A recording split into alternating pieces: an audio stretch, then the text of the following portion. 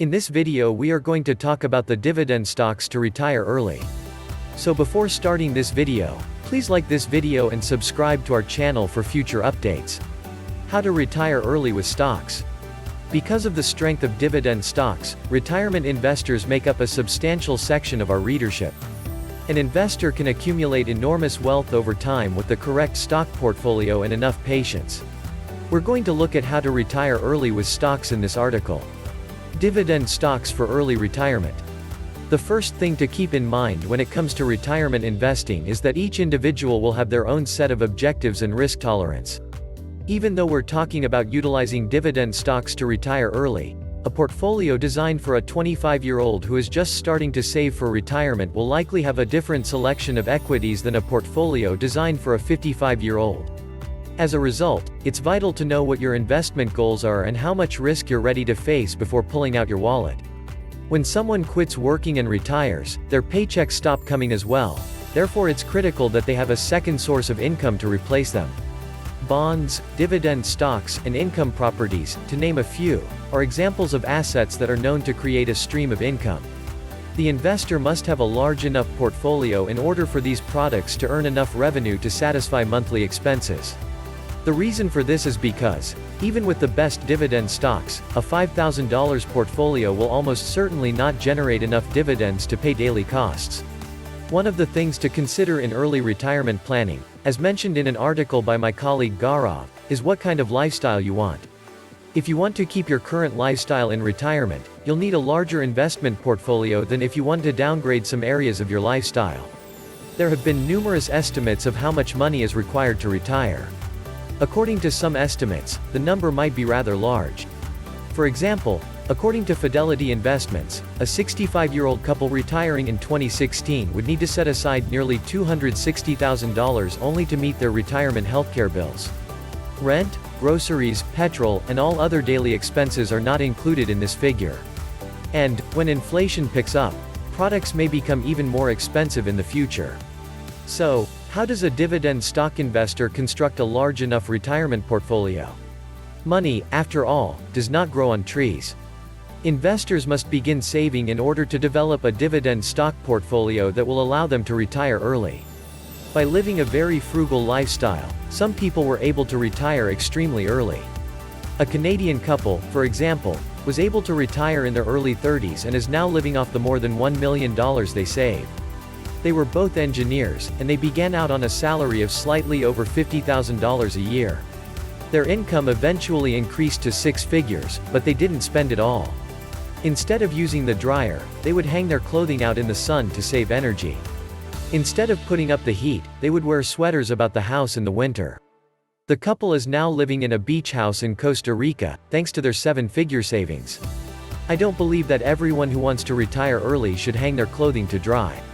Savings, on the other hand, can make a significant impact in the amount of money that people accumulate over time, especially if they begin early.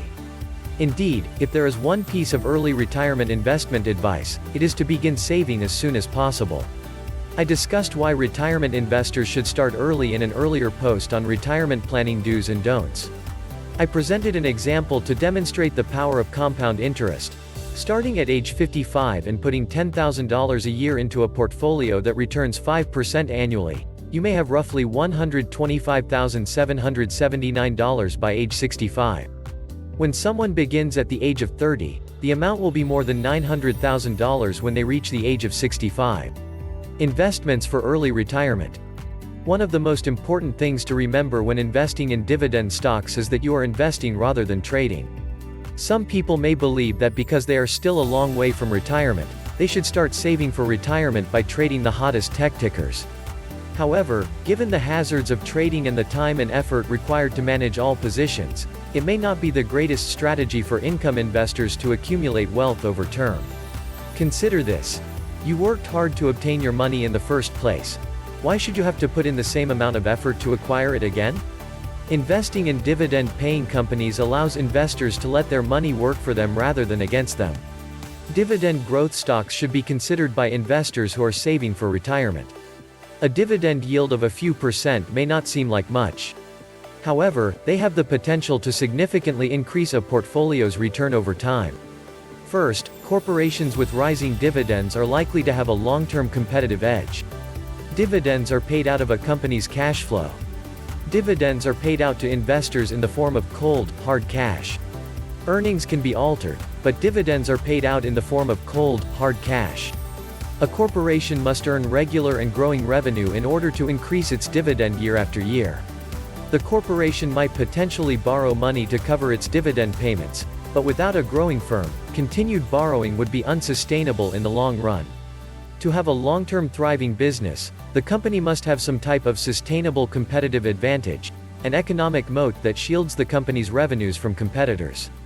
Second, if a retiree buys stock in a company that plans to increase its dividends, their dividend checks will grow.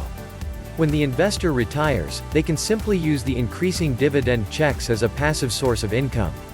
Furthermore, a company's ability to grow its operations and dividends over time protects investors from growing inflation. Then there's the power of accumulating long-term worth.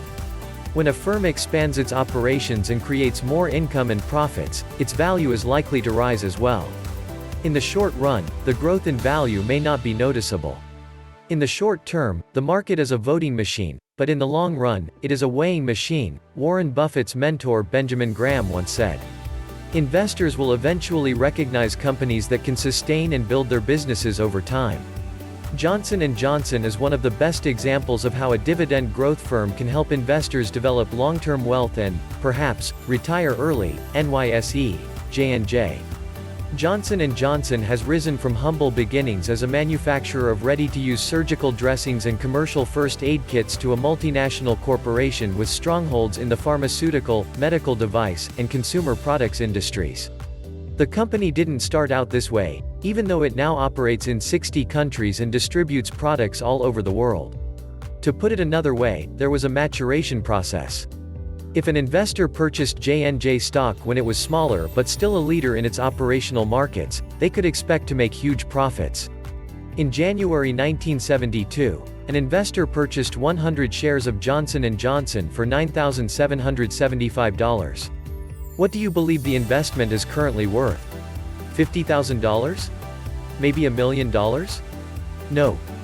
That $9,775 investment in J&J shares would have grown to $594,960 today if there had been no more investment after the original purchase, a return of 5,986%.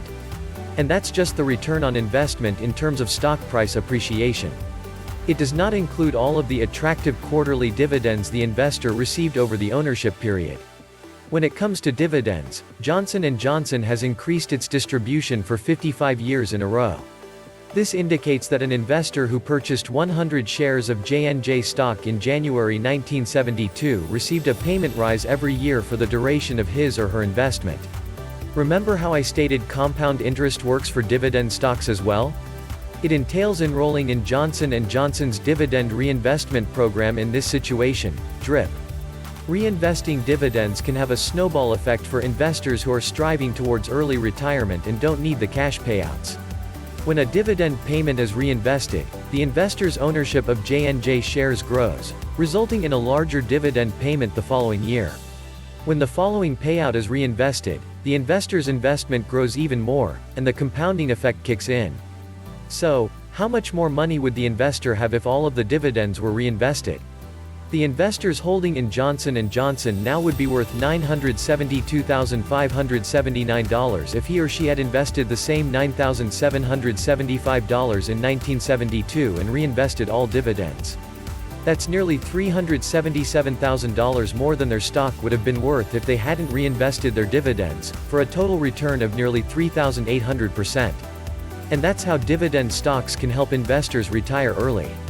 Stocks with dividends for early retirees. Once an investor achieves their aim of retiring early, a dividend growth stock portfolio can continue to provide solid returns. Instead of using DRIPs, the investor might just start living off dividends once he or she retires. What are your thoughts on our video? Please let us know in the comment section below. If you enjoyed this video and would like to hear from me again, please subscribe and turn on the notification before leaving. Thank you for watching us.